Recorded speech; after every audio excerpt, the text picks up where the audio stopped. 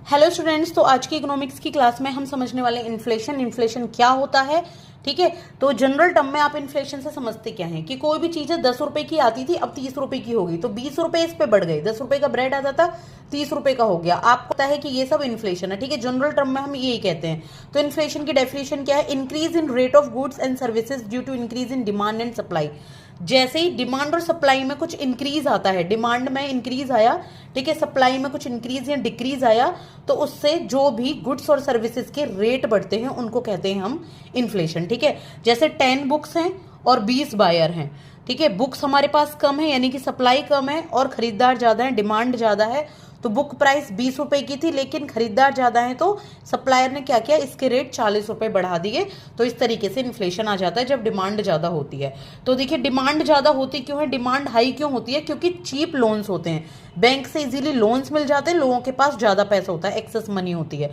ठीक है, ये एक तरीके से फ्लो चार्ट है। एक्सेस मनी होगी तो लोग ज्यादा डिमांड करेंगे, प्राइस इंक्रीज होगा, प्राइस इंक्रीज होगा तो इन्फ्लेशन होगा, इन्फ्लेशन होगा तो लोगों को और ज्यादा प्रोडक्शन की जरूरत होगी, यानी कि और वर्कर्स की जरूरत होगी किसी भी कंपनी में काम करने के लिए, फैक्ट्री में काम करने के लिए।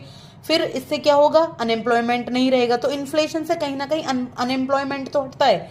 इन्फ्लेशन ये नहीं है कोई बेकार चीज है या कोई अच्छी चीज है, बस ये थोड़ी सी एक लिमिट में रहनी चाहिए।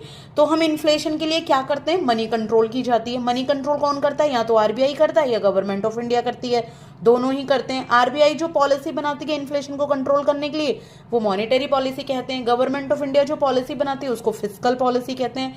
मॉनेटरी पॉलिसी में क्या कहता है, एलएएफ आता है, लिक्विडिटी एडजस्टमेंट फैसिलिटी, ये मैंने पूरा पढ़ाया हुआ है। ठीक है, आरआर सीआरआर आते हैं इसमें, एसएलआर आता है इसमें, क्या क्या होते हैं ये मैंने पूरा आपको पढ़ाया हुआ है। प्लेलिस्ट आपको मिल जाएगी, वरना मैं रिलेटेड वीडियो में डाल दूंगी। यहाँ पे डियर मनी पॉलिसी आरबीआई यहाँ अपनाती है, महंगी कर देती है यहाँ पे मनी को, यानी कि लोन यहाँ पे महंगे कर दिए जाते हैं ताकि लोगों के पास कम पैसा रहे, कम खर्च कर पाए।